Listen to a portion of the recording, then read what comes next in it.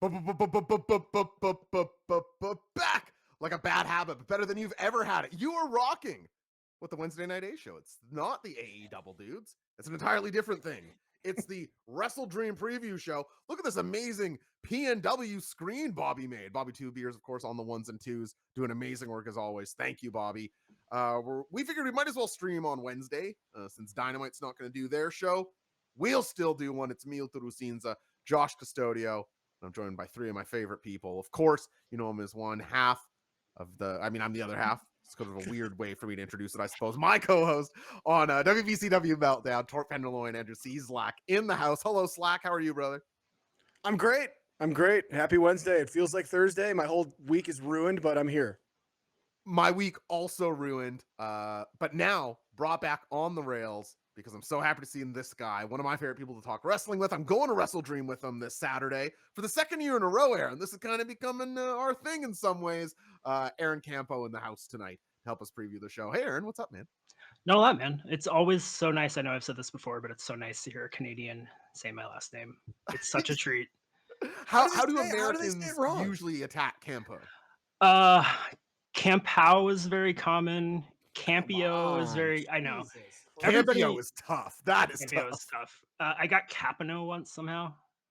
None of the, like, half of the letters.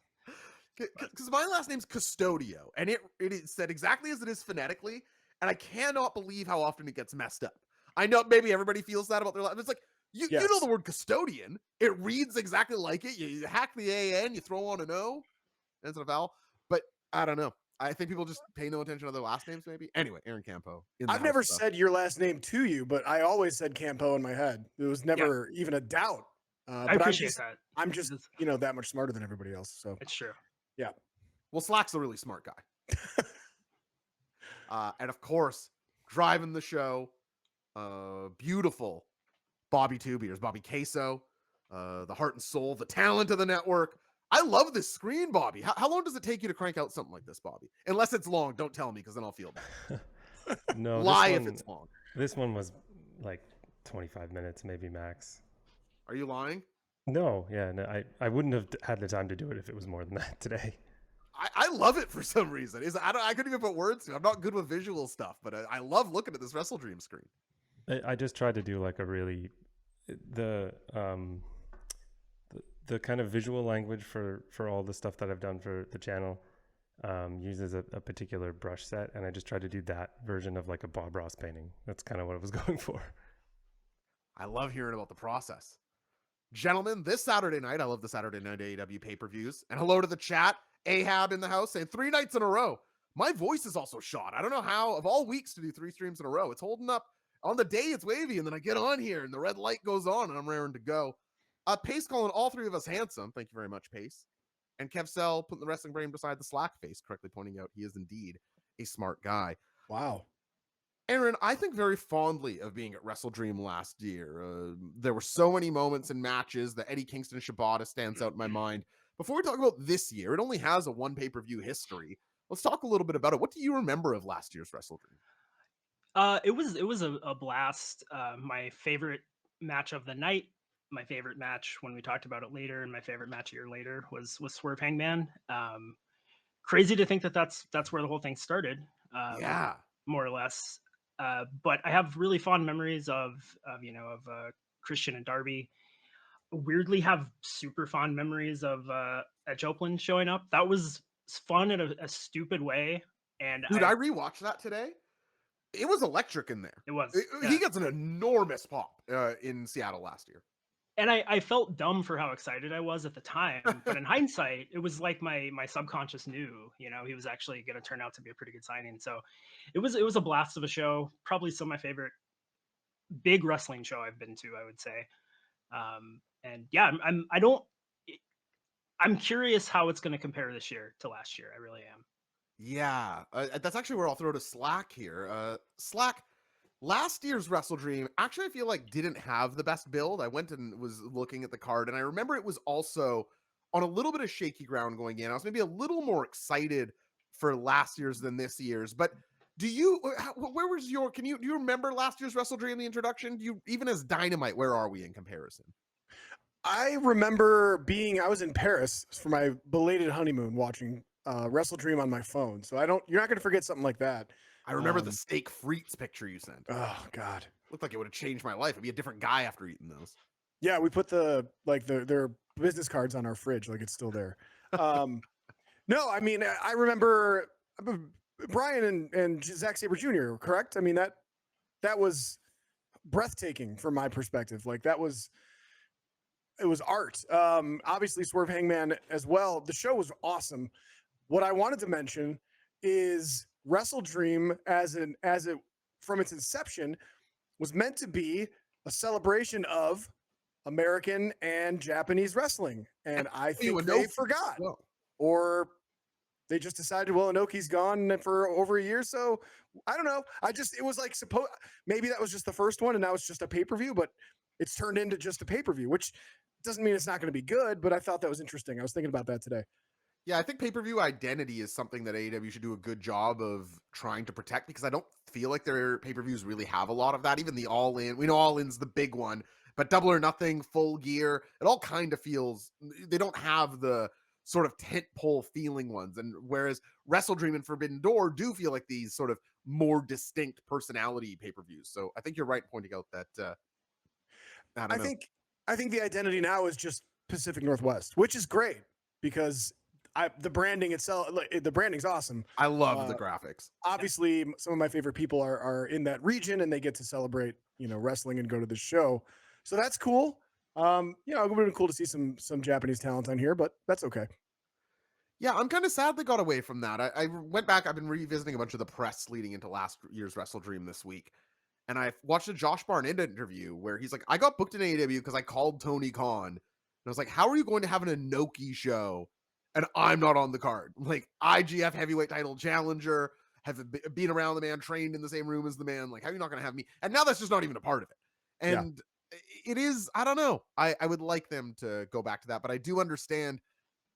I think everyone's a little down on this pay-per-view build. Like, I think everybody is not the most anticipating WrestleDream. Is that fair to say? Slack, maybe not? No, it's going to be interesting as we go through the show because I just automatically look forward to these. I like them. This space is like a happy place for me as far as the shows, even the shows that no one cares about. I just enjoy watching them, even if nothing really happens. The pay-per-views specifically are a highlight. They're always entertaining. At worst, they're good. Yeah. So I'm still excited. I'll try and get you guys to explain to me on certain matches, like what you're really not into, which is fine. But it does feel like there's like a dampening or like a bummer vibe in some ways that I can't quite put my finger on, that I'm just getting from around me, if that makes sense. What about you, Aaron? Where did this bummer vibe Slack describes? Yeah, I feel it as well, and agree with the folks that are feeling the vibe to some degree with some stuff. The build at the top of the card, I think, is really good. It feels a little rushed to me, but in a way that is almost intentional, right? Like they wanted it to feel rushed, they wanted it to feel chaotic, and I think it works for the story. And then I think Darby Brody, there wasn't a long build, except there's a years long build to fall back on, right? And it totally makes sense. There's definitely stuff on the card that I'm really excited for. There's stuff on the card that's just weird to me. Willow Mariah it's gonna honk. It's gonna be a great match. I'm super excited for it. It's doesn't make any sense logically. Private Party is on the card, right? And that is what it is. Yeah, people we just saw get their ass kicked very recently are challenging for titles all over this card, right. which is it's just confusing. I agree. I really feel like the blame doesn't lie anywhere besides that they've had to build to All In, All Out, Grand Slam, 5th year anniversary, Title Tuesday, WrestleDream in like almost as many weeks. I think that's it, over 8 weeks all those things happen. And it's hard. You can't keep up. You need these constant peaks. You do need this build, which is, especially if you're going to try and run one pay-per-view a month, or with All In and All Out, even something closer than that. Having big TV in the middle of that, I think it's just a lot to carry. I don't even know what the best booking on earth would do for you to be able to peak so often and then still have a pay-per-view. Because I agree with you, Aaron.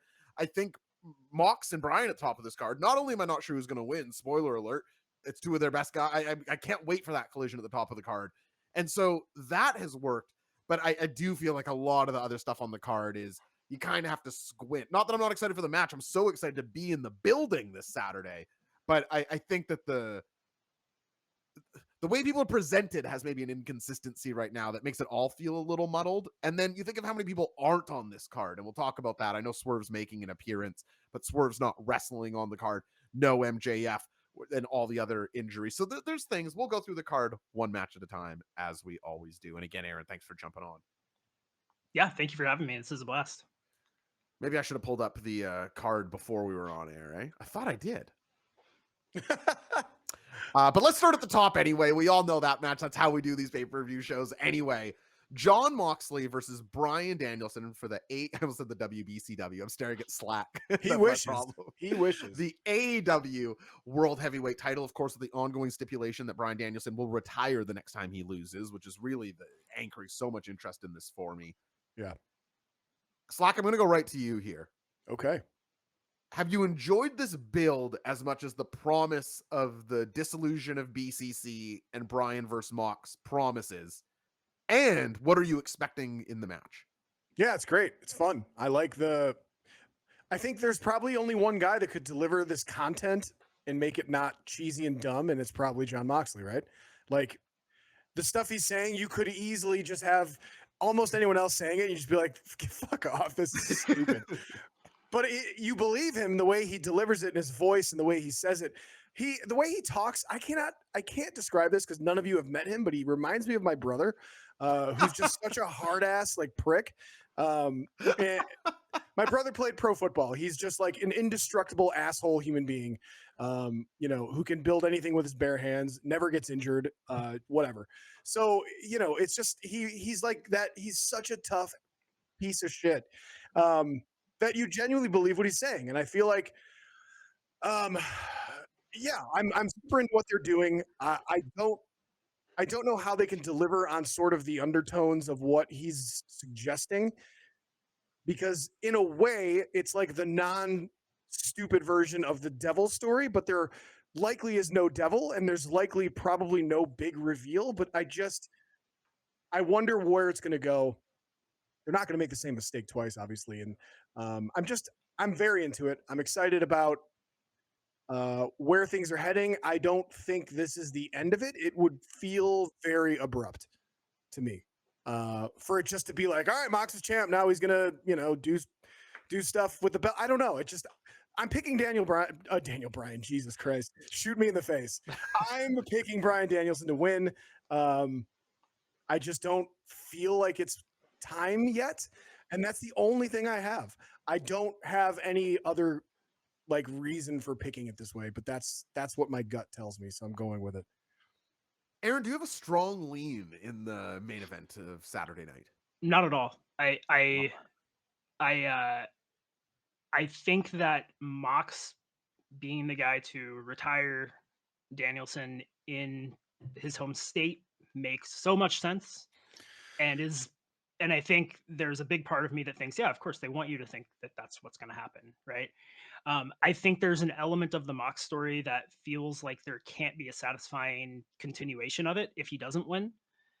But I'd lean like 55-45 Danielson, which is like the perfect place to be, right? Yeah. Because there's still the capacity for a little bit of surprise, but I think whatever happens in the match, like Slack said, it's not going to be the culmination of the story. I think it's kind of just getting started. And I don't think, even if Danielson loses, I don't think his place in the story is actually coming to any kind of functional end.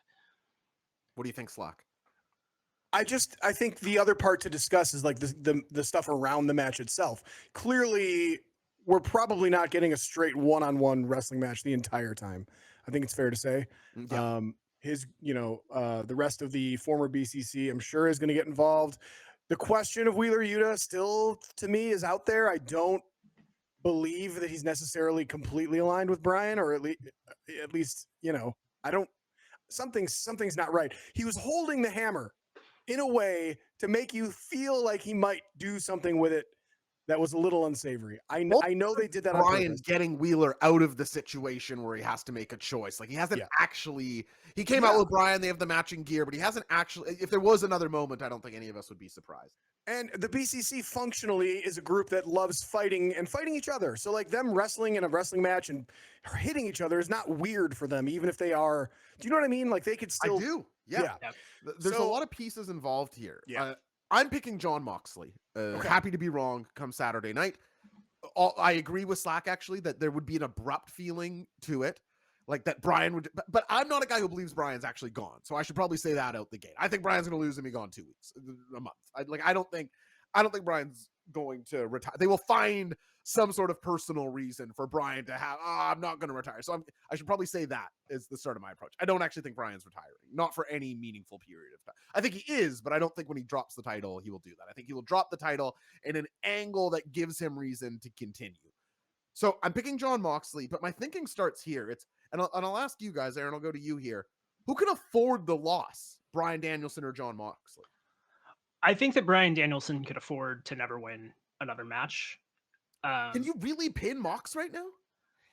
Yeah, that's the thing. And I hate to say that I think that if they're ever going to do a non-finish in a main event at a pay-per-view, I feel like this might be where they do it. And I just hope they do it in a way that is not completely infuriating and dissatisfying, because that would be a huge bummer.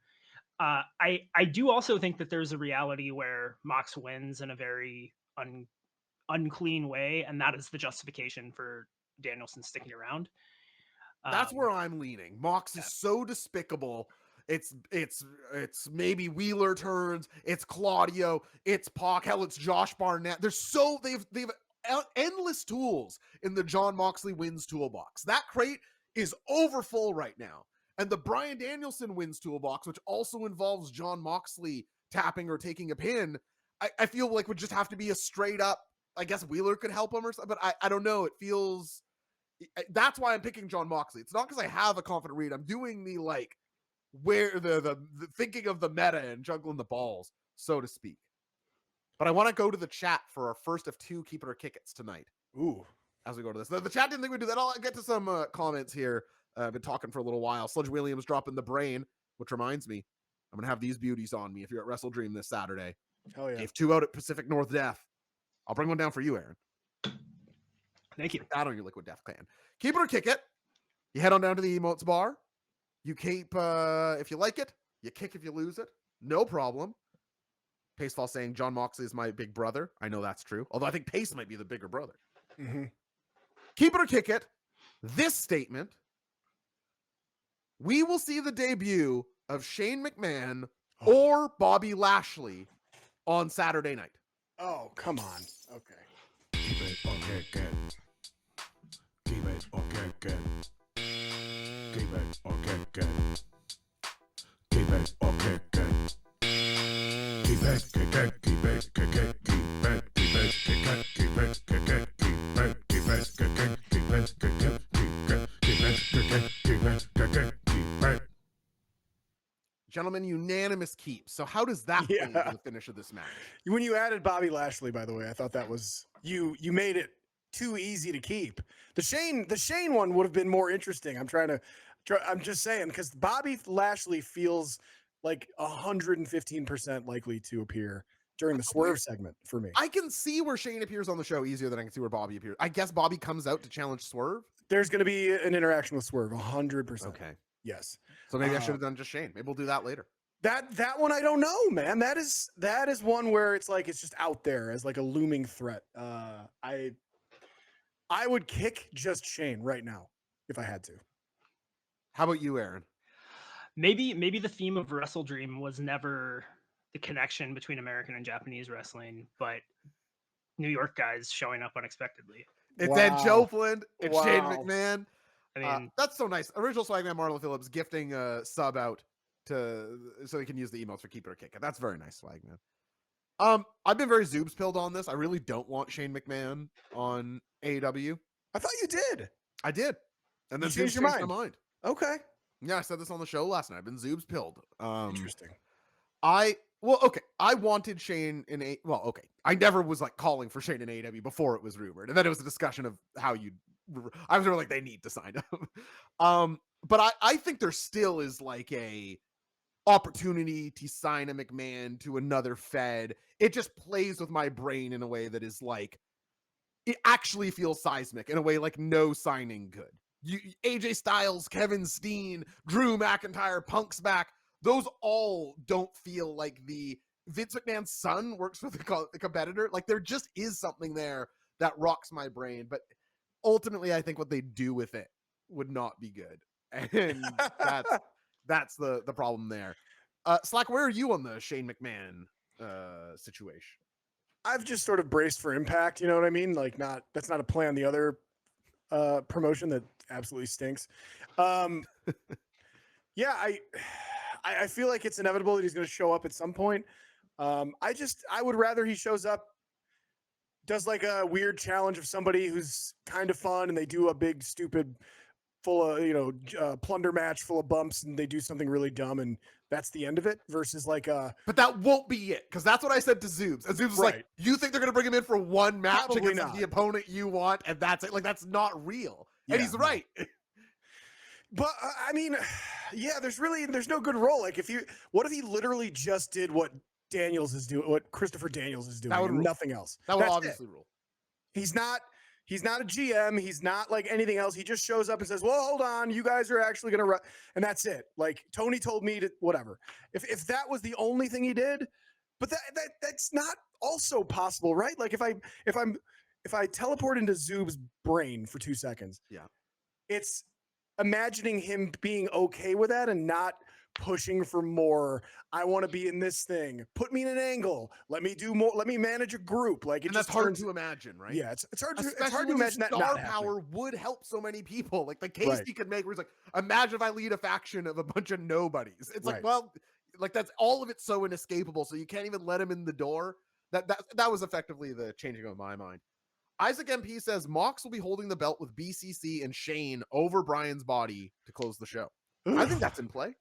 It is in play. It's definitely possible. I agree. And thank you, Al B19. Again, that's Al Borland when he was 19 on the show. When he was 19. That's right. For the gift sub. We're happy to be here with all of you tonight doing these. What do we think of the preview shows live instead of on YouTube? Is this something people like? This is doable. It's not like we edit them. Very doable. Extremely doable. So I don't know. I'm not warm to Shane. I don't think we're seeing Shane on Saturday. Yeah. So I'm a kick for the record as well. So anyway, I'm on John Moxley. Slack's on Brian. Aaron, did you give a pick here? I lean very, very slightly. 65-35 for Mox. Yeah.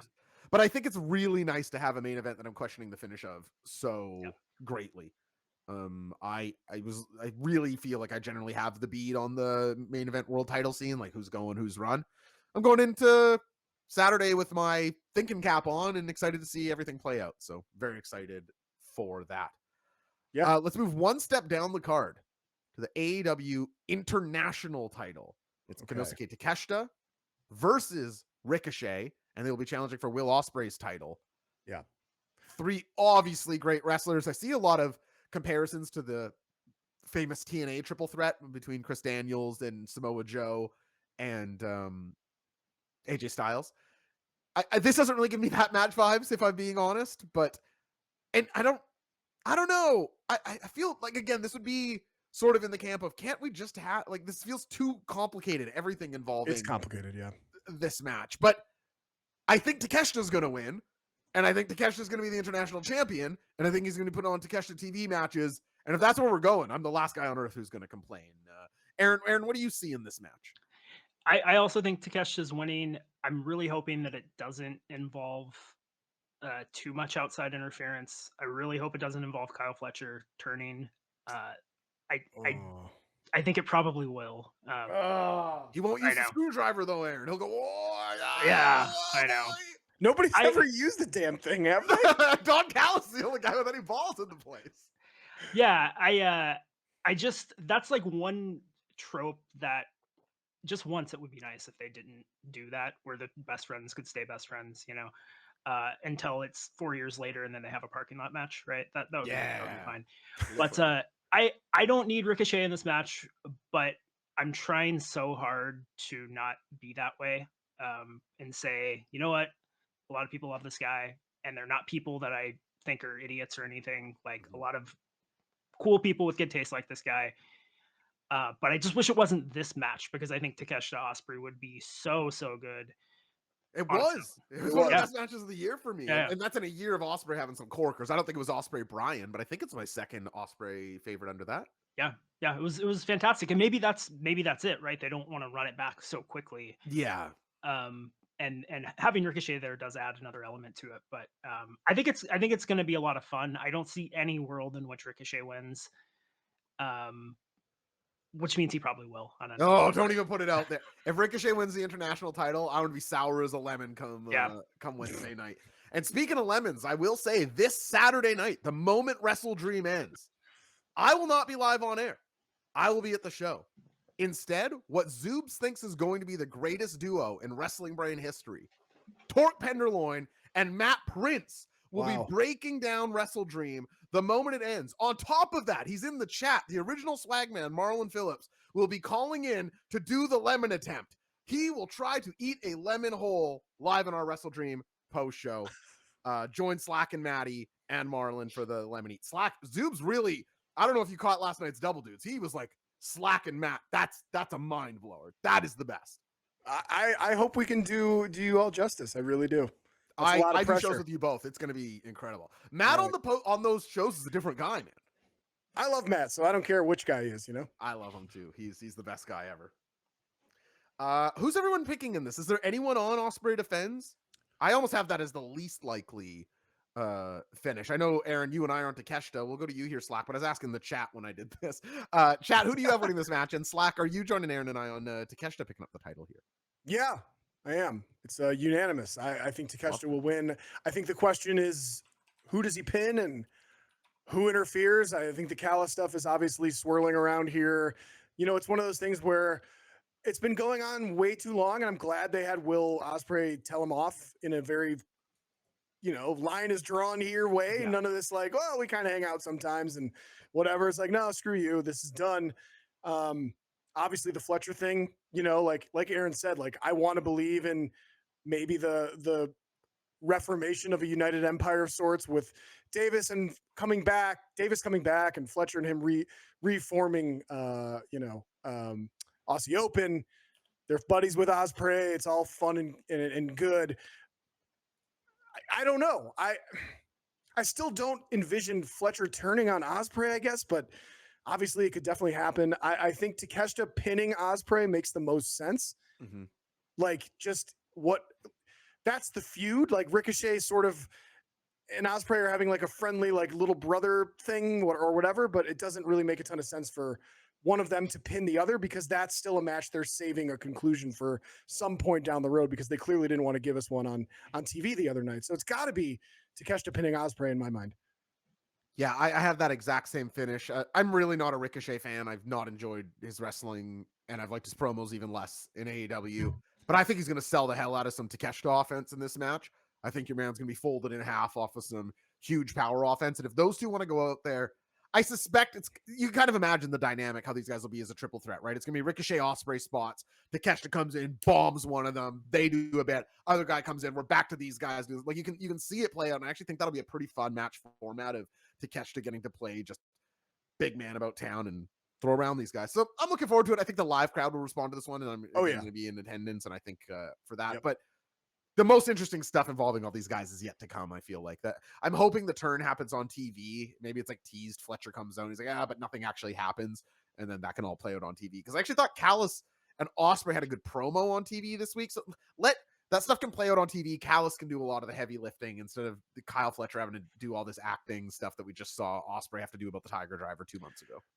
And side note too, I just want to say, I think everyone agrees Kyle Fletcher is awesome. And I'm so pumped to see him just kind of get into a story and get more TV time and just become more of a guy. The guy is just such a freak in the best way. He lives for this shit. And I know he could become like sort of in that way that Darby Allin feels like kind of a flag carrier for the company. Like Kyle Fletcher definitely has that in him. It's cool. And he rocks. So also, I think he lives in like the suburbs of Chicago with Sky Blue, which is weird, in a cool, weird way. So is there a chance he's a fan of you, Slack? No, there is no chance. Chicago legend. Yeah, right. Chicago legend. Anderson Slack, man. Sorry. When to- I was there, you can ever Slack. You'd have thought freaking CM Punk was walking up down the street. Yeah, They said the usual Slack. Nicest looking hot dog you ever seen arrived. It was unbelievable. unbelievable. sorry to Looks like interject chat here. is largely on Osprey here as well. The chat saying that Scoots ate the lemon, and then some Hang on, saying Josh. he didn't. We got a Bobby interjection. Bobby, Oh, go sorry. ahead. Yeah, please. I just wanted to ask quickly because Slack mentioned, I was thinking this while you were talking about Kyle Fletcher. Does it change your opinion at all that he's been wearing a White Sox jersey a lot? He doesn't know. He doesn't know. If you're Australian and you see a jersey and you think it's cool and you buy it, like it's a Sox jersey. People think Sox jerseys are cool. He doesn't know the first thing. It's fine. How good must Kyle Fletcher be that an Australian guy in a Sox jersey still has this fandom? That's it. Exactly right. Guy must be incredible. It's That's exactly Australia's very far south, and South side. yeah. So I'm sure that's all it is. Brains in the chat for Aaron. I'll say I also like about Kyle Fletcher that as the AJ Styles evolution tree continues, you go AJ Styles, Kenny Omega, Will Ospreay. I do feel like Kyle Fletcher is the Russian dolls that come out of the jar. Someone should make that. AJ Styles. That's a great call. They all, and I feel like Kyle Fletcher is the next sort of in that lineage. Kyle Fletcher almost has or generates more power than those guys with being able to do all the other stuff that they do. Like he's just got this, he's got that snappiness to it with like an extra level. He's awesome, man. I love him. He's really great. All right, let's go rock on down to Electric Avenue here. It's Willow Nightingale challenging for Mariah May's Women's World Championship. Now, the build of this match is infuriating. I don't understand how she just lost to Chris Statlander on the last pay-per-view. Chris turns face, and now Willow is the one challenging for the title. It's just totally underthought. And then they give them one this could be such a good feud between Willow and Mariah, and instead it's just one Dynamite build and we're out there. Yeah. I think it's a waste of these two. I think the match is going to be good, but when I think about for my money, this is probably the best feud you can put together in this division. And not that it can't continue from here, but I don't get the sense it's going to. And I think how we got here is also a little stretch. But I'm more interested, Aaron, and if you think Willow Nightingale has a good chance to win, because I do. I think a better than average chance. Yeah. I think if you would ask me, will Mariah drop the belt within what's been 3 months since she? Yeah, something like that. I would have said no way. There's no way they spent this long telling this story. But for whoever's fault it is, and probably no one's, I think the reign has been a little underwhelming. Mm-hmm. And I think a lot of that is just the people Mariah has had to wrestle. I agree. But and promo against and Mina disappeared. Yeah. I thought this was going to be the Mina match at WrestleDream. That would have made all the sense in the world. And so I think it has been just a confluence of stuff where I can see them kind of wanting to reset the division a little bit. I'm assuming Tony's going to be back for Grand Slam, and some things are probably kind of in a holding pattern until then, especially with Mariah. Do you mean Full Gear? No, Australia Grand Slam. Yeah. Oh, that's February? Yeah. I think it might be that long. I kind of hope not, just because I love watching her so much, but I can also see her wanting to take a little bit longer of a time away from being on TV every week. True. But yeah, I think Mariah is probably the favorite, but it's much more of a toss up than I would have expected this far into her reign at this point. And I love Willow. I mean, she's definitely one of my favorites in the company. I wouldn't be sad if she were the champion, but it would feel like kind of a waste in several ways. How does that hit your ear, Slack? How do you like the matchup, obviously, and then who do you have a win in here? Yeah, I mean, they had a good match for the Owen final. I think they're two great wrestlers who I'd love to see have more than 2 matches. So hopefully this is second of many. I don't think, I'll just say I think it's like almost a lock that Mariah retains here. I don't think Willow has a chance to win, which also is unfortunate because she's great. She's maybe my favorite wrestler. Top 5 in the company of all wrestlers. She's great. I mean, she's just wonderful. They need a women's babyface champion, though. Like, they keep running. They've had to do this twice now. And there's another issue too. And I'm not saying what I want to happen. I'm telling you what I think is going to happen. Yeah, right? No. And I think part of my issue with a lot of the other title matches on the card is like, and the titles in general, is that they feel kind of cemented onto the person holding them for longer than it needs to be. Like, there shouldn't be anything wrong with somebody dropping a title. They can get it back. Like, it doesn't Mariah have to May be is not 6 like months. the toughest woman in the company. Exactly. Like right? that's not Like, her character. It's not that she knew Tony Storm's weaknesses.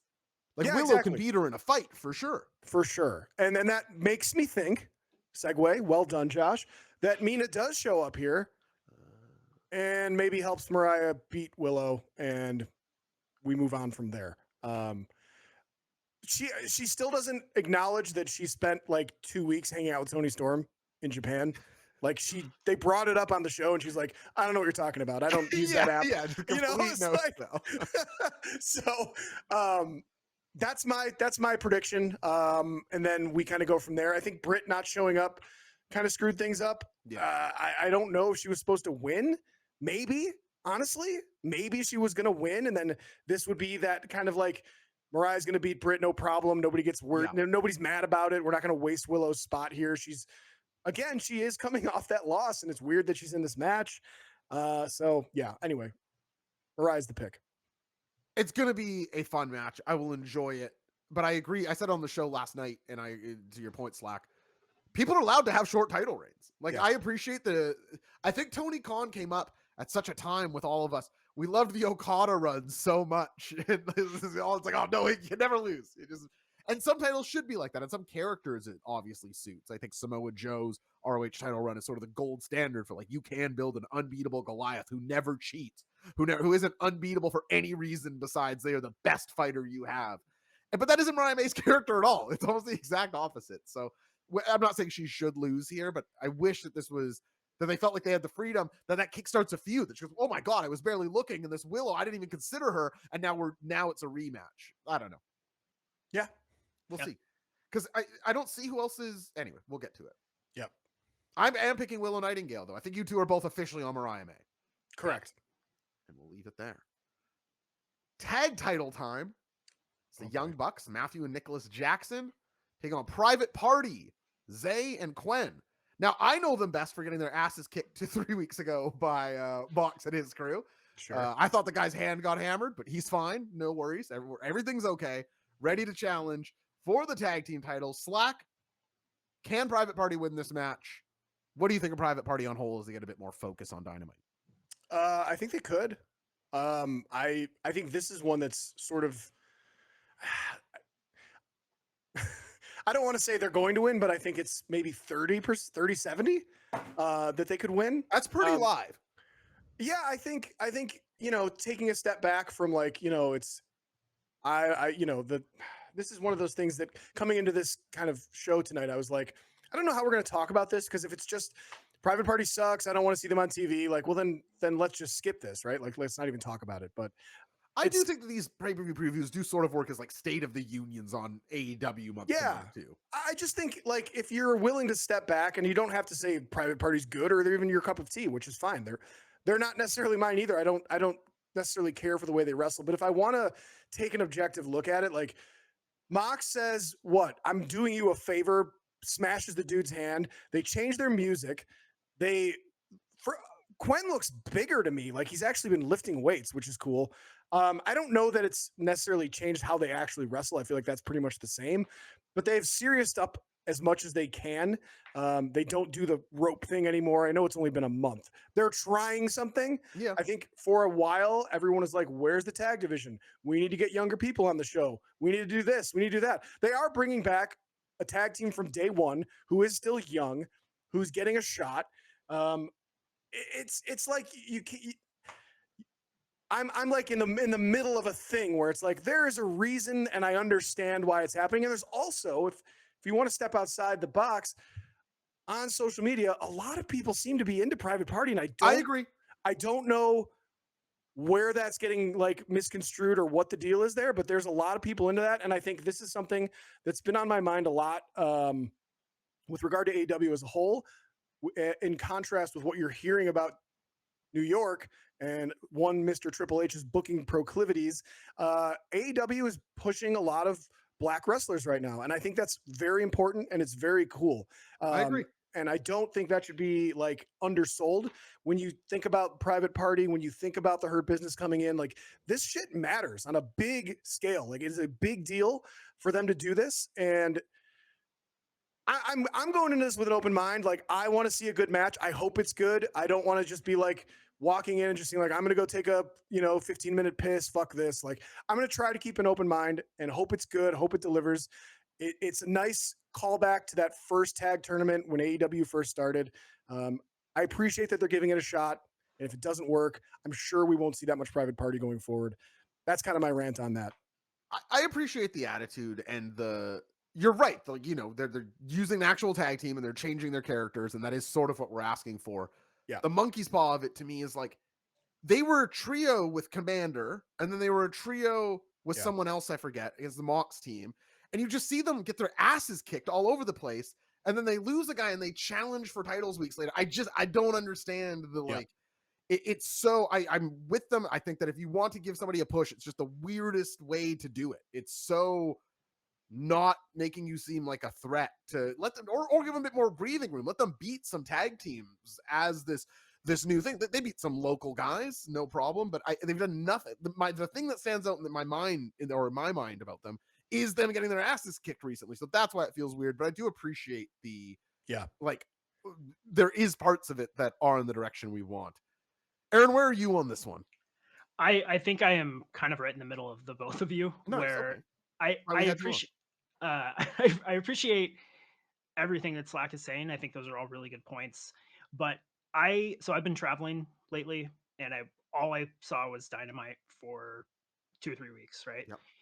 And it went from Private Party, like you said, was just getting the piss beat out of them on a regular basis to they have a title shot at a pay-per-view. And that's partially on me for not watching all the shows. Mm-hmm. But it is indicative of how quickly that turned around. And there wasn't any real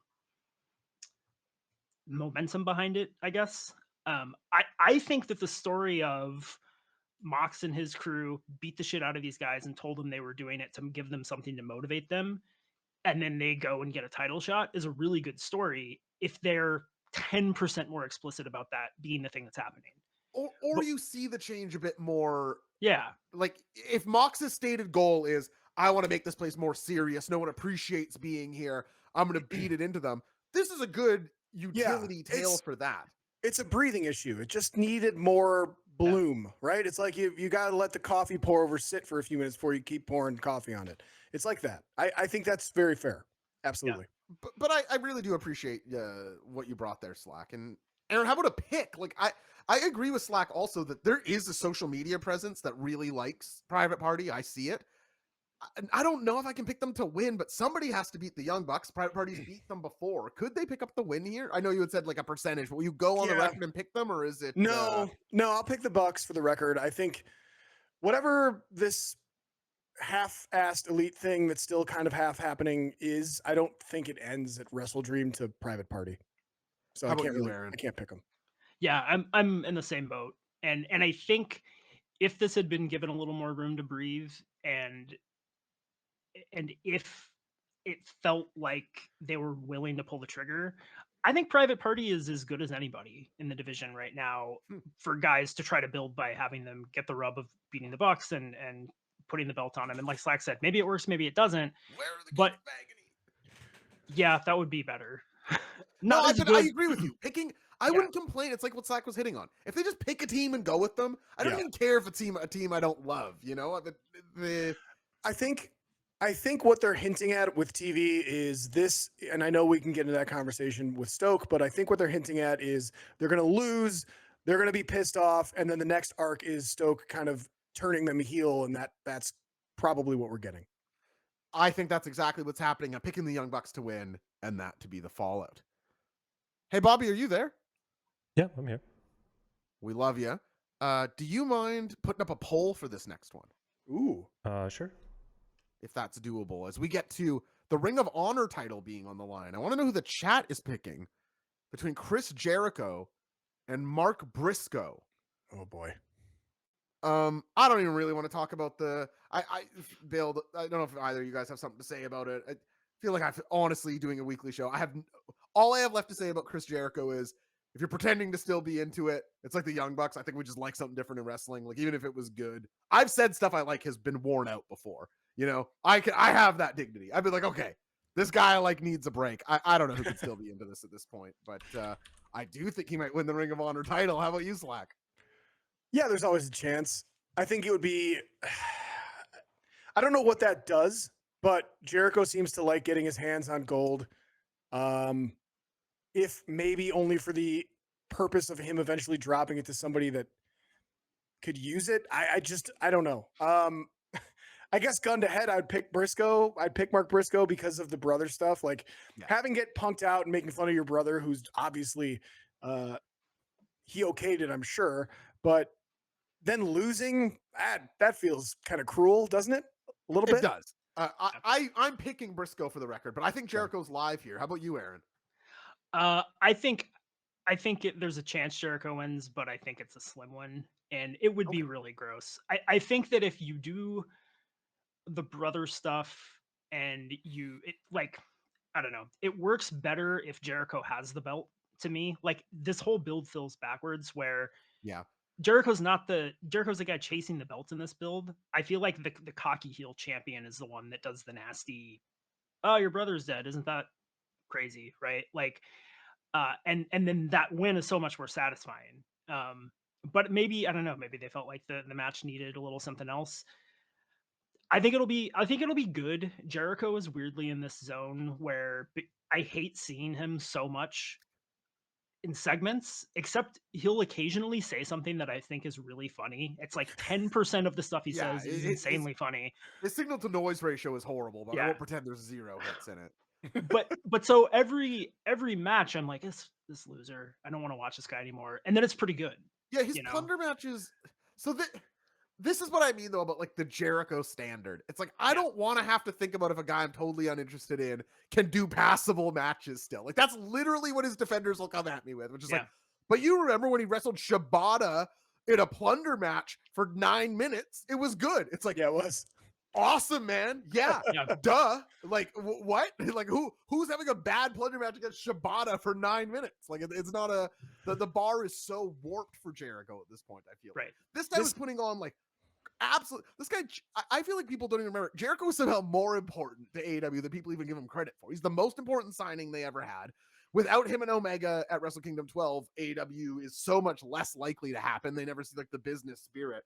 But at this point, man, it's like, take a breather. Yeah. Jericho being on TV, having matches like this every couple of weeks, and that being the extent of him being around, would be completely fine with me. That he's getting a pay-per-view match and with this gimmick, with this build, is just super irritating. A title match. Yeah. Ring of Honor title is a title, you know? Well, and one that Briscoe is making, I don't know if he's making it relevant, but he should be. Him and Eddie was, again, I think, a really forgotten match from this year at where he won it. And I think the idea of Mark is under-delivering as Ring of Honor world champion right now. I don't mean that in the AEW sense, but like, if he was a feature on Ring of Honor, having feuds and promos, I genuinely think there would be people signing up for Honor Club, not in the tens of thousands, but I think he is that level of wrestler that could be doing it right now. And yeah, they've cast it aside. But apparently Tony was saying on the media call today that he is looking to find maybe a home on TV for Ring of Honor. So maybe it would improve that. Be nice. Would either of you like watch Ring of Honor if you like heard hubbub that it was good? I feel like they could get me back really easy, like embarrassing. Oh yeah. No, I would. I've tuned in every once in a while. I'll put it on in the background. Not often, but yeah, I would definitely, if they just said this is an hour-long weekly show, 1 hour only, and we're gonna have a continuous thing each week, be great. Like the original, well, not the original, but the original Black and Gold NXT. I think it's where 1 hour in. When they stuff it with like 16 matches or whatever, and it's, you know, Nick Camarados versus whatever. I don't care about that. I'm sorry. And and then it's not presented in a way to care either. They're just warm-up matches to get these guys moving. So very tough. I think I'm the only person who actually watches it with any regularity. And I love that you do. That rocks. You guys would be happy to know that it's moving much more in the direction that you're describing than good. before. Great. Like this last week's episode they showed Joe Kentagabashi, which was Oh, awesome, by that's the way. so I good. recommend watching it with Ian and Caprice on commentary. They like recorded new commentary for it. And it's really, really that I good. should check ripped. that out. It's Yeah. really good. And like Caprice talks to Ian about, because Ian was working for Ring of Honor here and there at the time. And he asked him, like, did you go to the show? And he's like, no, my very first called match that was going to air on cable TV was airing that night. And I decided to stay in my dorm room And hear myself. so that I could impress my friends on the dorm floor or whatever. And he's like, I didn't impress anyone, and I just missed the best match ever for no reason. Oh, God. I love that he told that story though. It's great. Like I highly recommend watching their commentary for it. Well, I've actually heard that match plays best on the 900th viewing, so I'm Yeah. queued up and ready to go. I was losing it watching it.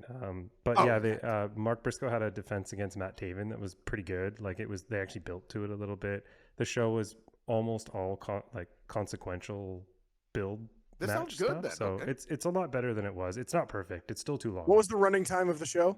I think it was like an hour 45. It's too long. Okay, that's not horrible. There's no 90 would be commercials nice. though, so Right. that's a lot of content. It's basically Yes. like a 2.5 hour Dynamite. The aforementioned Katsuyori Shibata is challenging for the TNT title against Jack Perry. Folks, Your guy. it's funny, man. I dislike Jack Perry more now than when all the Punk stuff was going on. Because I feel like the dust has settled. And like, I don't dislike him because of the real glass and the whole fallout. I just dislike him because his idea of doing a good promo is those who live were born to die. He's just not that guy. And I'm visually, I was like, do I have blinders on? I'm dead certain. I've watched every minute of this guy's career. He is just not, him pretending to be Raven will never work for me. No one likes Raven more than me. I can't think of a wrestler who gives off less like tough guy grunge vibes than Jack Perry. I think he's winning though, and I'm looking forward to seeing Shibata. We don't have to talk about that that long. I think it's a bummer that Shibata has no chance to win. Be so sick if he won. I hope he wins. Maybe he'll win. Oh. He's not going to. It'd be cool if he did. Oh, can you imagine? Yes, I can imagine. It'd be great. TNT title, the wrestler. Oh, Aaron, does he have a chance? what a world. No, I don't think so. I think last year I didn't feel like he had a chance in his match, but it was against Eddie Kingston, so who cares, right? Man, that was a good one too. And I actually like Jack in the ring, Yeah. but I just agree. hate, like, you are a famous actor's son, and everybody knows it. Like, in kayfabe, your last name is Perry. You can't be doing this. Like, it's just not going to work. The push would be so good on someone else. Someone else with that bus and the gear and the EVPs behind him would be so over right now. Like, And I want to like him because it's clear that he, on some level, gets it. making the belt was cool. Yeah, Yeah. he's a wiener, and But it's just gonna not- happen for him. I hope Luchasaurus obviously gets well for a lot of reasons, but I honestly feel like both those guys' ceilings might be babyface Jurassic Express. Like, I honestly feel like it's like, that was actually good, wasn't it? Yeah. Am I it was. crazy? No, you're not. Like, that was a good act. Who we all It was a liked great as act. champions. They had consistent good matches. Yep. Haven't We liked did. either of them as much since. And my favorite match of theirs is against each other in that cage. Is They, that they really might just be good together. Is that really the only AEW big guy, little guy tag team that they've really used? Oh, I mean, you can't call Keith Lee Swerve big guy, little guy. I guess you could. Yeah, they would come to mind, but Bill not to the same Ricky- degree. But Ricky Ricky also Big wasn't. Bill. Yeah. Oh yeah, Ricky Bill counts. But that still felt thrown together, whereas, Jurassic Express was like an established Yeah. act. Two guys with the same sort of like thing going on, whereas Ricky and Bill was like, here's something to do. I don't know. We always talk about it offline. The big guy, little guy mix the tag team like dynamic would be so much cooler on a bunch of people that aren't doing anything, but they don't do it that often. if I was a little guy backstage at AEW, I'd be like, get me a big guy. Anthony Henry is injured right now. If I'm backstage at AEW, where's JD Drake? I'm 5'6". Where's Also JD Drake? injured. Also injured. Hopefully back soon, I Yeah, hope. I need those guys to get some momentum. RL here speaking my language. He thinks they're using this match to serious up Shibata for a C2 run.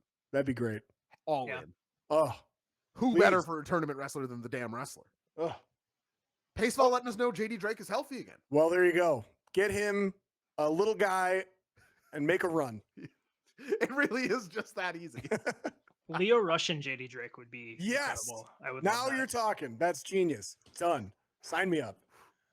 Aaron's cooking. I can smell the smoke. He's cooking.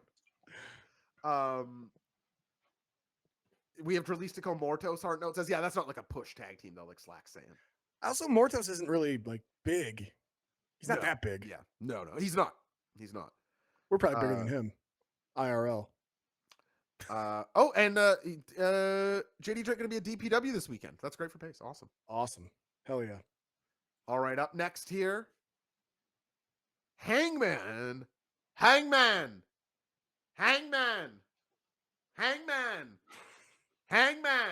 know who I'm doing an impression of? No. Jay White's promo last night. Ah. It's Jay White versus Hangman Page. No championship on the line, a singles match. You guys have wrestled a bunch before, Aaron. Do you remember many of their matches? Do you think of these guys as a pairing? I've watched their matches, but they were definitely like retrospective watches for me, which always puts, I feel like, a totally different shine on it.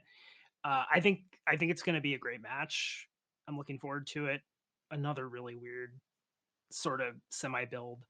I'm very curious though, because I don't think that Hangman right now needs super well-crafted builds. I think he just needs guys that have slightly inconvenienced him in the past to try to murder.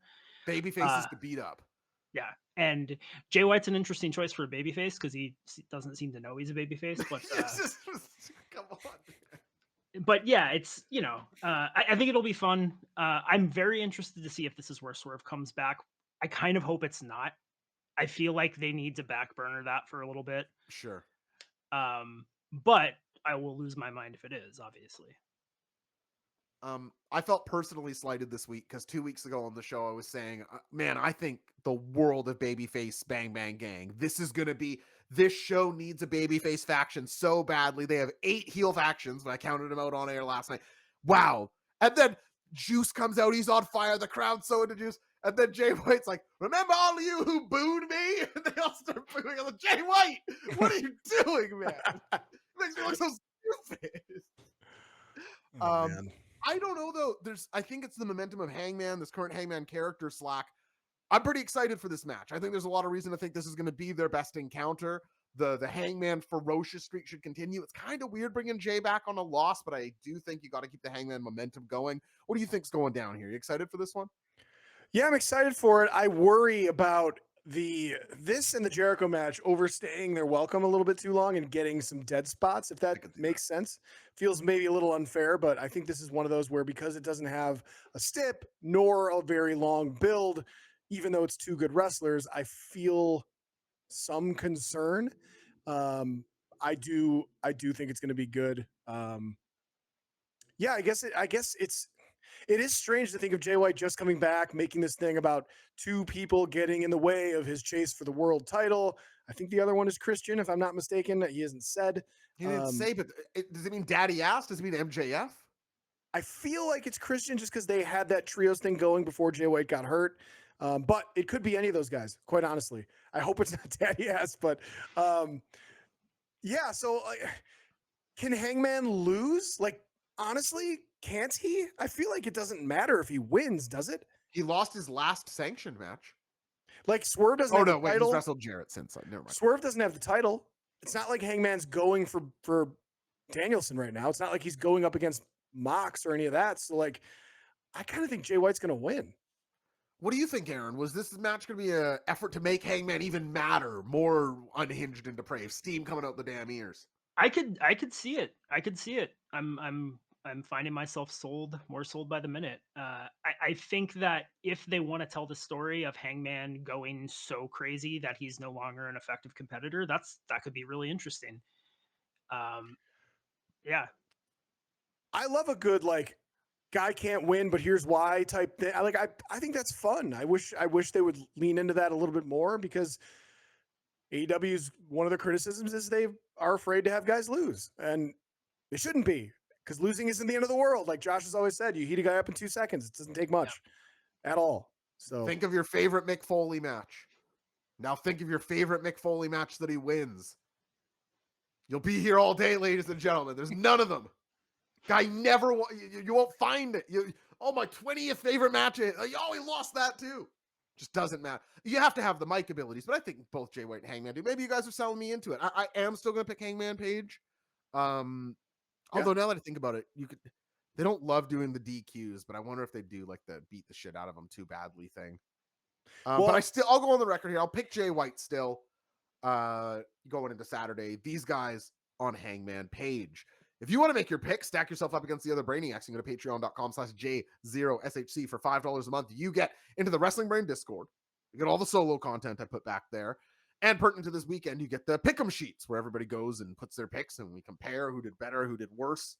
Are you a damn fool? Maybe you don't want to join. Maybe you're scared. Maybe you know you'd go wrong. Maybe you'd go 0 for 9. I might. Quite honestly. Well, not you, Slack. Come on. I'm maybe curious. One of these guys thinking the Beast Mortos is going to lose. He is. Anyway. He is. Why don't we just talk about that? Why don't we talk Sure. about the most over guy in the company? I wish I should put on my Beast Mortos shirt. He's the Beast Mortos. Who's the racer you base that shirt off of, Bobby? What's his name again? Dale Earnhardt Sr. Dale Earnhardt. I love that shirt you made. The Dale Earnhardt Beast Mortos shirt. Two guys who have a lot in common. Yeah, you got to imagine they'd love to share a dinner together. Beast Mortos, also a race car driver, as well as a lawyer. You would think that having a head like that would make the race car driving difficult, but actually, that's just his regular. I don't know why we keep having this conversation. That's what he looks like. That's what I said. I said a head like that. Right. But I some said people are that's his like, head. "Oh, how do you see through that mask?" It's like, what mask? What are you There's no talking mask. about? There's no mask. That's No, the guy. That's just silly business. The Jesus. Beast Mortos is the Beast Mortos. Correct. Versus Hologram, 2 out of 3 falls. I was pretty impressed by Hologram on Dynamite last night. They brought that crowd to life. Yeah. They're in Spokane, Washington. Yeah, it's a 2 out of 3 falls luchador match. I love the Beast Mortos. I have an enormous rooting interest in him. I bet these guys love a 2 out of 3 falls match because that's, we have the luchador tag tradition. I think this will be an impressive effort in 2 guys who can do a lot, and I bet neither will take that many bumps across 3 falls. I think it'll be a very smooth match. It'll be great for the live crowd, and I will want the Beast Mortos to move up the card to somebody more physical, but I am picking Hologram to win. Aaron, you on this one. Yeah, I think Hologram wins. I think for better or worse, they want him to be a focal point to some degree. Hologram is the perfect example of guy I am trying to have a better attitude about. Yeah. Because people love him, and it's just not for me. But I think this will be fun. I think Mortos is gonna turn him inside out a couple times, and that'll hit for me, And yeah, I'm with you. I'd like to see the Beast Mortos go on and do something a little more my speed, and I think with the new LFI, maybe they're getting there. Yeah, I really hope that LFI angle can turn into just him and Roosh tagging. I know that's not that likely, but that's honestly the best outcome for that for me. Slack, they told me on Dynamite last night that Hologram is now 16-0. Does he go to 17-0 on Saturday night? No. We just talked about LFI. Hologram as commander, maybe. Nothing else. I don't know. I think maybe the Beast can take one. I know Tony reads the comments. They're like, let the damn Beast cook. Let him win. And maybe this is a great chance to give Hologram his first loss. It's a 2 out of 3 falls. The Beast Mortos has backup now, and it's not the Kingdom. He's got. I don't want Roosh. interference all over this card like the last I know. one. Though. We keep booking interference into every single match, and Dynamite said they love it lately. I know, and I'm not saying that that's the case, but I'm just gonna be different. I'm gonna pick the Beast Mortos. He's gonna. I was gonna make a joke earlier that Hologram's gonna win 2 falls to none, just to see if how it would make you mad. But no, I think Beast Mortos is gonna win because why the hell not? It's time for him to win. Can you imagine? All right, I'm thinking back to a time where he was called Black Taurus. Yeah. And he showed up, and everyone's like, "Holy shit!" And Tony was like, "I'm signing this fucking guy." After 1 match, that's literally what happened. He's like, I'm signing this dude immediately. And then he couldn't get back into the country forever. Then his gimmick got stolen from him by like Conan or some asshole. So he had to change his shit. He's on a pay-per-view. That's cool. I don't agree. know. Let's just appreciate that. That's a cool thing for him. So why would, yeah, whatever. 2 over guys, whether you like the H-Man or not. This is going to be really fun. The crowd is going to go apeshit for this match. Yeah, also, I agree. Like they're going to go nuts. So I love seeing a hot crowd. I think this is going to be really fun, and I want the Beast Mortos to take home the win. So that's what I'm picking. RL agrees with you. Says the H-Man is losing. Paysall saying, I hope Eddie Kingston appears on the show. I agree. Oh, wouldn't that be great? That knee brace suggests to me he's working out. Does it not? Did you see the picture? I saw. Yeah, he said, here's an update. I have a brace. I mean, damn, Stone Cold was winning world championships with a brace like that. Doesn't Dax wear braces all the time? I think so. Whatever. I had braces on my teeth for years. I was doing all sorts of things. Same. Went to school. Yeah. Ate spaghetti. All sorts of things you'd think would be hard to do with braces on. Popcorn. Well, Crazy. you get a kernel in there, you're hooped. I Live actually dangerously. I had to go to the orthodontist today, and it was hell. Just That's absolute hell horrible. being there Jesus. again. Did you have to have your mouth open forever? Yeah, Oh, it just felt it was the flashback to such an awful time in my life. You know? oh. I said this the other day to the Zoobs over text, so this is very on. I'm glad you brought this up. I can't believe going to the dentist isn't better yet. It's insane. We have to put some fucking technology dollars into that. It's insane. We've improved so much. Do what they did to Just be able to paint your teeth white and you're done. Like it takes with 2 some seconds. sort of coding and say, hey, it's nothing ever bad happens to them now. But Yeah. they'll never give you that because they need you to go to the damn dentist. They need to make the money. God Follow damn the it. money. God damn it. It's true. Give me, like you say, slack. Just paint it on there. Yep. Let's get going. I I don't care if hate it's real. I hate Yeah. me. And then they're talking. Yeah, what am I supposed to say to you? Come on. Huh? And then if your nose is plugged, forget it. Let's get everything's going to hell. Make the dentist better. Yeah, Sorry you had to go through that, Aaron. it's okay. It's okay. Thank you for thanking me for bringing up going to the orthodontist on your wrestling stream. Thank you Appreciate for it. being my friend. It's a RL variety says, show. you think the Beast Mordos goes to the dentist? Come on. Yeah, no chance. Doesn't need it. No. Britt Baker in the mud. It's true. Where she damn belongs. yeah, let's stay down. Okay, a couple more here. Thanks everybody for sticking with us. Pretty excited about this one, guys. Again, a little out of nowhere. Doesn't serve the feud, but tough to complain. 2 of my favorites. It's Darby Allin and Brody King going one-on-one. I think we Yes. think of them, Aaron. I think you said nice callbacks to their rivalry, so it's not a story out of nowhere. But man, are you excited to see these guys run it back? Oh God, yeah. God, yes. It's going to be fantastic. We talked about Shane earlier, and when Darby did his open challenge thing, I thought that's what's happening, right? It crossed my mind too. Shane was going to jump off the Tacoma Dome. Yeah, and that would have been fun, but this is going to be cool. I think having them have a big pay-per-view match in Washington, where they've had a ton of matches before, is going to be fantastic. Darby is as over as Danielson, I think, in Washington, based on the last couple times I've seen them both on the same card. He is insanely over. It's going to be a blast. I'm really looking forward to it. And it's it's like cliched, I think, to say that matches like this has match of the night potential, but I think it could end up being the one that I enjoy the most.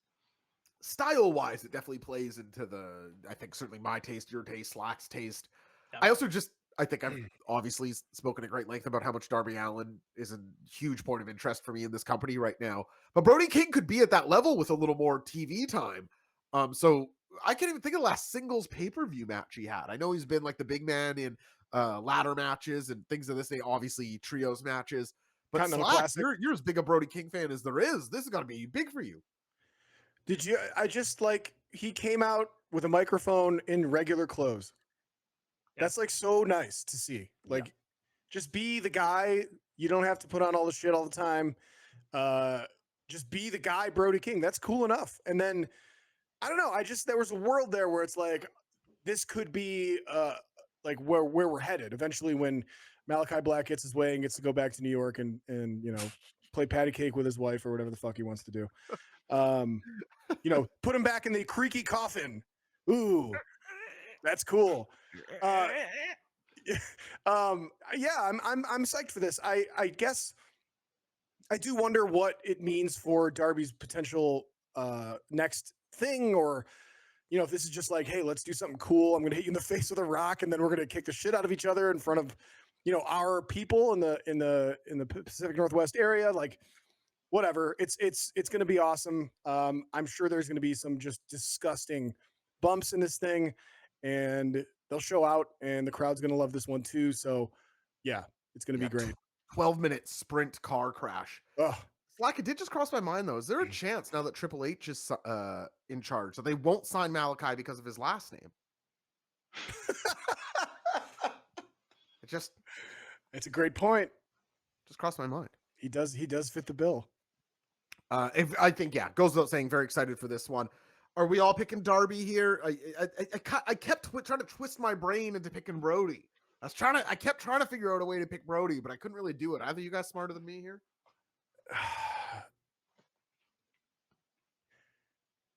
He choked him out in that Royal Rampage match, correct? Isn't that where he kind of beat him?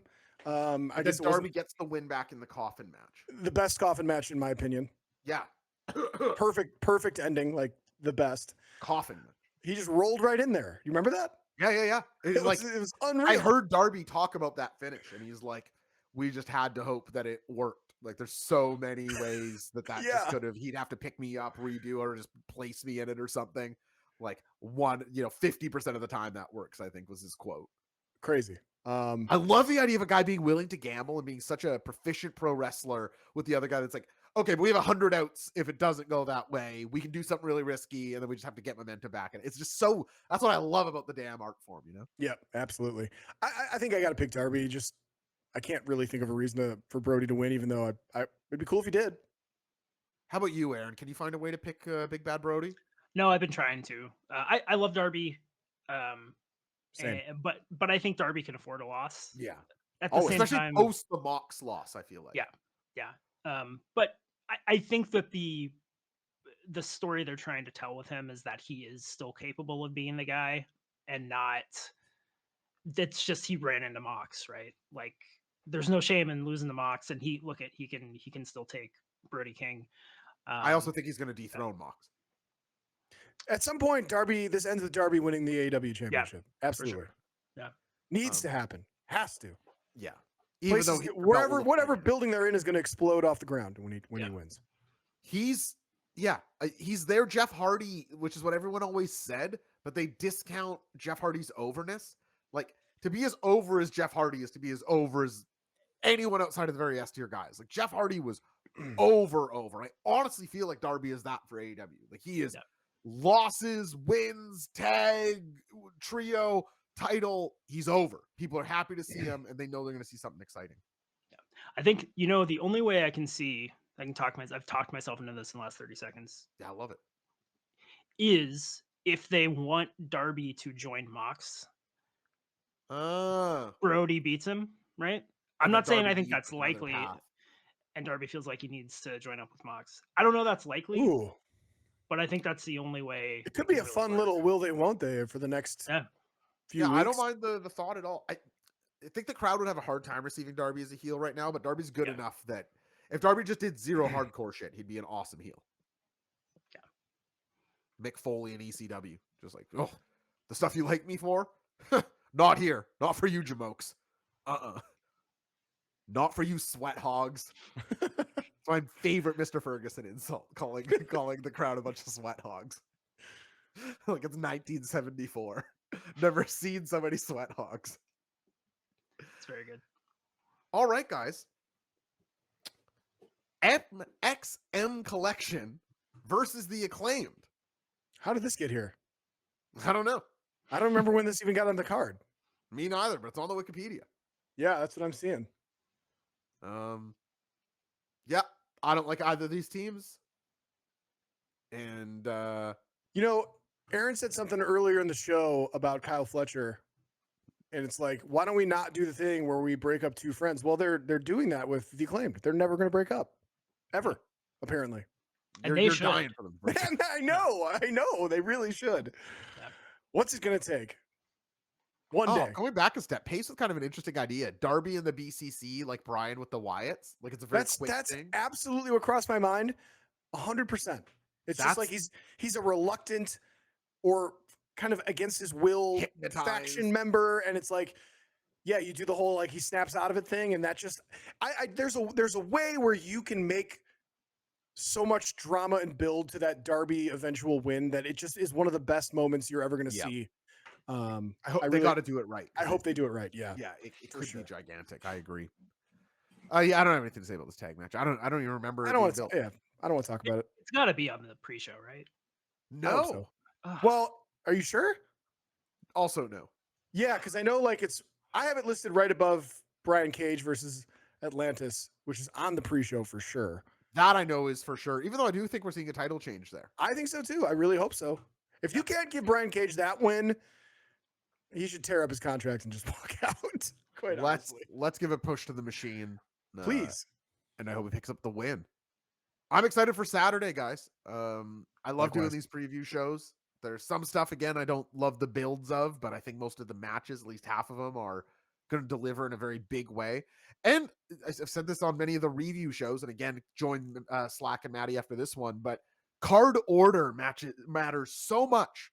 The order that you put this stuff and the agenting of the paces is so important. And I really think that the New Japan model is best. Just put your 4 best things last. It doesn't matter what the world title should be very last. But that hopefully should be the best thing. But just backload it. Just make the top of the card rocking, because there's at least 4 things enough here that the back 2 hours of the show will have Aaron and I arm in arm going, woo! Yes. You know, part of me wants to say they might do something like that because Tony's done that when it's up against like big sporting events, and I think there's baseball playoffs happening Saturday, I would assume. Okay. So Go Cubs. yeah, I wish there's Go a A's. chance. There's a chance that he puts that shit on as late as possible so that people are watching it. I don't know. Maybe I'm just reaching, but I hope you're right. I like the thoughts.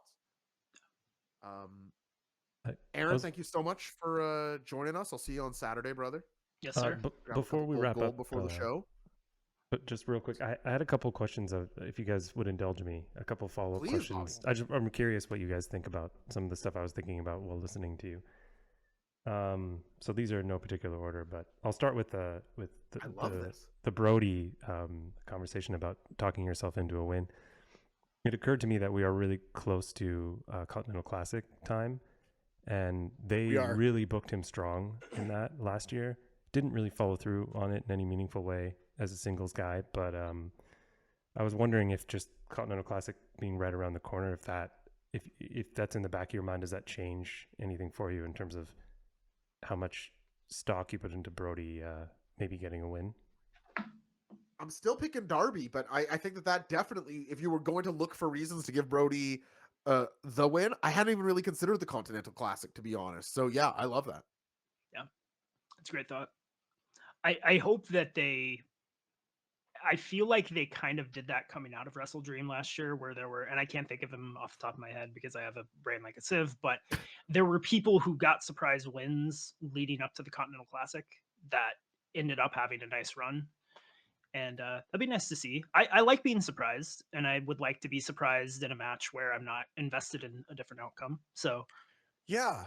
Like I would love a few of those on this card for sure. And RL bringing up a good point. Brody did break his wrist pretty quickly after the C2, so Sure. I think that was a factor.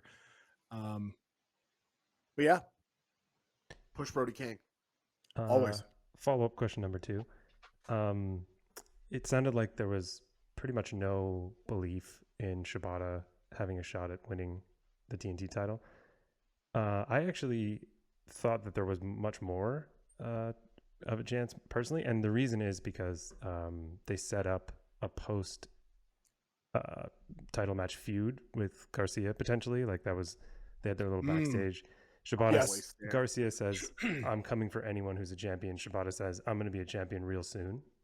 So I don't know if that changes anything for you at all, but that's where it is in my head. I gotta have hope. I'll take it. If Shibata wins, you're going to hear me screaming over there in Chicago, Slack. I hope I do, man. I would love to hear that. I think for me, it puts the worm in my brain of Daniel Garcia is going to be the guy to beat Jack Perry. Yeah. Yeah. That's my direction as well. We know that he's going to have big creative or whatever coming up here, so I could see that for sure. And I would. That's great too. Let him do that. But if you can have him beat Shibata, that'd be fun. Yeah. Shibata's the Would only. love to see Julia pop up for the Brody match. Agree. Yeah, at all. You know, you get her in there. Penelope's back. Good times. A little less hot on Penelope. Well, you know, she can be on screen. It's fine. I mean, Kip's there. She has a couple good blender matches, I think, or lights out. She or does, whatever, actually. So. You are correct. Yeah. That's true. If she's willing to Maybe bleed I'm underrated. on TV, I'm happy to have her back, you know. Okay, two more questions. One, I don't know if it's really a question. It's just a follow-up. The other match that I think is not close to a 50-50 probably is the tag title match. Yeah. It occurred to me, I saw AEW posted on social media a bunch of like longest title reign retrospectives for each title, and the tag title one, it basically had everybody, or like the 4 longest, so there's a lot of short ones in there too, but in the tag title one they highlighted when the Guns won for the first time, and it was like a massive surprise. It really brought me That was back awesome. to that moment. And it was, at the time, I think we were all like, why are they putting these guys in a title match at all? They're dark guys that are like, they've had one really pretty bad feud with FTR to that point. It was really silly. I was not a Guns believer. Yeah, I wasn't either, for sure. But then like minutes after they did it, it kind of made all the sense in the world. So I just, having seen that, I thought, you know, there's definitely something in the DNA of the company that they've done it before with a perennial rampage and dark elevation type act, just getting, hot-shotted into the title picture. So yeah, I don't know if putting yourself back in that memory bank helps. Here's another one. The Private Party famously pinned the Bucks in the semifinals of the first tag tournament, which was a big surprise. Or was it the first round? Whatever it was. They also pinned them in that trios match or whatever it was, like last week. So like they have a history of just like not losing to the Bucks. Mm-hmm. So that could be a thing they want to continue with and just keep that thing out there. It really wouldn't surprise me. That's Is why this card's calling card that it's kind of hard to call? Harder than a lot of other ones. More difficult than the average Good for AEW you. pay-per-view, safe to say? I think so. Yeah. Chat, do you agree with that? More difficult to predict than the average AEW pay-per-view? I feel like I could go either way on a couple of these, which, you know, the title matches aren't locked for me generally, but AEW isn't a company that loves title changes, so you can usually be like, if it's the first 2 defenses, they're probably not shaken, like things like that. Yeah. Anyway, shout out to all of Flube's early Guns believers. Flube was early onto the Guns. I was late to them, late to the Acclaimed, early to the Beast Mortos. Real early. That bus pulled into the station. I was like, honk, honk. I'm getting on. Bobby, did you have one more? Yeah, just one. This is just really curious about it, especially from the perspective of 2 people that are going to the show. And really, with Aaron being a local and a Defy guy and stuff, do you think them just outright announcing that Swerve will make an appearance is just to sell tickets? And I'm curious what you guys think of that from a booking perspective and from the perspective of a fan that's going to be in the audience. Like, is that disappointing to you, or how do you feel? Why don't you take that, Aaron? Yeah, when Swerve dropped the title, I kind of assumed he was coming back at WrestleDream. I thought, I was really excited for Swerve defending the title in Tacoma. I thought that was going to be super great. I obviously am totally fine with them going in a different direction. I do not understand why they're announcing him as coming back, because I think the reaction would be so much better if everybody would know he was going to be there.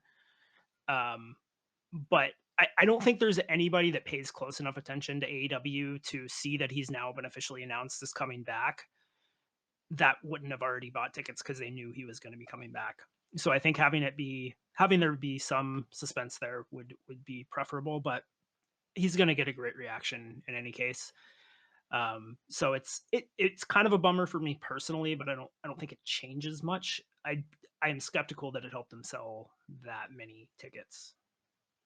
I would have done it as a MVP and Nana face off at the pay per Yeah. view, because that sends the flag up that Swerve's going to be there, right? And probably that Bobby Lashley's going to be there. Thank you for bringing this up, Bobby, because we should talk about the Swerve confirmed Yeah. appearance.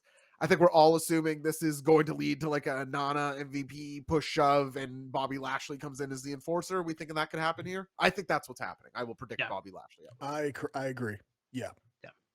And to your question, Bobby, I don't feel like it takes away from my enjoyment, but I agree. I think there are other ways that you could have made like Swerve running in as your hometown champ feel a little bigger. And aren't they almost at the 7,000 capacity anyway? I think there's only like 700 or 800 tickets left for WrestleDream. As of yesterday, they were at 6,500 sold and a 7,400 seats Okay, set up. so still 1,000 Yeah. to go. And I don't feel, I've never seen a wrestling show at the Tacoma Dome, so I could be way off here, but I don't feel like they can go that much bigger. Like I don't think that they would be chasing a bigger setup. Well, necessarily. here's some fun news. Last year's WrestleDream at a much bigger arena, right? Climate Pledge is pretty big. I love Climate Pledge. So they had That's great. 6,700 people in the building for that one. So they're Huh. right there, same Yeah. size. And Love I know watching it felt like a nice, good crowd, like a good sized crowd. So Dude, Pacific Yeah. Northwest is hot. They just AW Oh, just yeah. can't pick it. Like Collision sold out Vancouver, 4,000 at Collision. They're at Spokane to 1,400 at Dynamite. Vancouver was there. I know Tacoma will be there. they'll be back in Vancouver. They love Vancouver. I think they know that now. One last quick thing here, guys. I want to get both of your opinions on, and again, thank you all for joining us tonight. And I'll ask the chat too. Bobby Lashley in AEW. Happy, sad, Slack? Where are you at on it? We all predicted him to appear. How Yeah. are you I'm feeling about? I'm his... open to it. I'm open to it. Like I get that he's old. I think again, like to go off what Zoobs was saying, like he was on an era of Raw that nobody watched. So why would anyone be excited for him to be here? If you're on Raw at all, Raw sucks. Like Raw sucks. If you're good and you're on Raw, you automatically suck when you're on it. So like that doesn't really do anything for me. Like I know that. I'm open to it. Like most of the people who've come in, even if I wasn't sure about them, they've mostly proven me wrong. And I also think, again, like bringing in these stories and allowing people who maybe were held down to like flourish a little bit and feel like, hey, this is the shit I couldn't do, and now I'm going to show you what you were missing.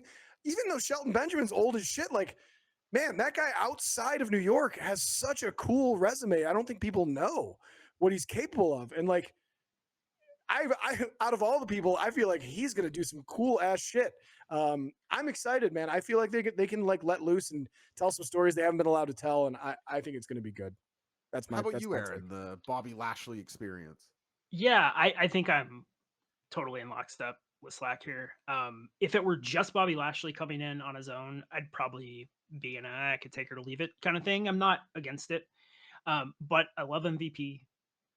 I wasn't watching when the Hurt Business was going on, but I know people Me who neither. were, whose tastes are more in alignment with mine, and they said it was one of the best things on the show. And I saw Shelton Benjamin a couple weeks ago at Defy Wrestle Kevin Knight, and Oh yeah. How was it? It was great. He was fantastic. It Okay. was, I think Kenta Artemis Spencer was the only match that was as good or on the same level. He was great, and so I think he's going to be a great addition. I think that having more guys that are as good on the mic as MVP is going to be huge. MVP is just so much fun to watch. I think he's such a great character. I'm pro manager. Yeah. Especially one that can talk like him. I mean, he's unbelievable. He's a motor mouth, dude. He can Yeah. go. And you know, I'm not a guy that needs everybody to be enormous, but I think AEW could use a couple of guys that look like Bobby Lashley and Dude, Shelton Bobby Benjamin. Lashley is going to make that roster look. They better put him in there with They sh- Claudio day They one. should make him fight Wardlow and just like we can all just laugh. Yeah, Bring him just- back for one match. Yeah, I'd have him in there with Claudio, Machine Brian Cage, Lance Archer, because the moment you have him, Oh my you can god, just, dude! like- Wait, Lashley Cage has to happen. Yeah, and they could just call it a steroid match. Oh, And that's my commentary on Lashley being old. It's like, I watch fighting, right? And like age is so relative in fighting. It's really more about how many miles on the car than how, not that you don't age out of it to some degree, but like I look at Lashley and it's like, oh, you know, he's 47. It's like, yeah, okay. He's not me at 47, you know?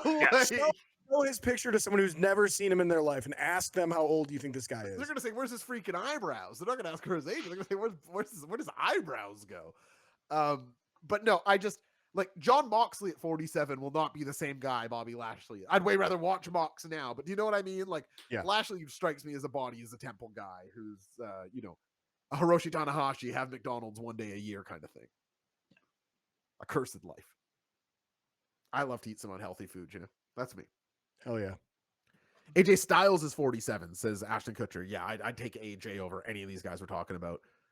Trilly McGinnis saying, go the other direction and Lashley versus Commander for 12 seconds. Yeah, I'm in favor of that too, Trilly. Yeah, that's good. Listen, we know that there's a lot of anti-Commander folks, but I'm telling you, that guy has been in the lab. He's been doing some stuff. He's RL points out also Lashley's finisher is the full Nelson. Yeah, it's like on small guys. It's so mean. Like, you're shaking him around like a. I remember when Braun Strowman first debuted, they had him do a standing arm triangle, like the wonkiest. But on small guys, he just like wrenched them around, so insulting looking. Just like, awesome. Come here, little guy. Let me drag you around. Lashley Serpentico on Dynamite next week. Hell, I'd do great. Yeah. That would rock.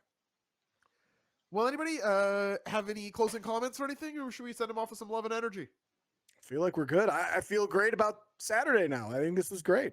You shows always get me pumped. I mean, I always do, but I feel better. Love it. Aaron, I will see you Saturday. Yes, sir. Brainiacs, you will see Slack Saturday with Matt Prince. Wow. I've never before seen duo on the channel. It's like Taco Bell. Same ingredients, different arrangement, you know? Yeah, exactly right. It keeps things fresh. Yeah. All right, gentlemen. Thank you for your insight and your time. Aaron, great hair. Everybody at home, love and energy.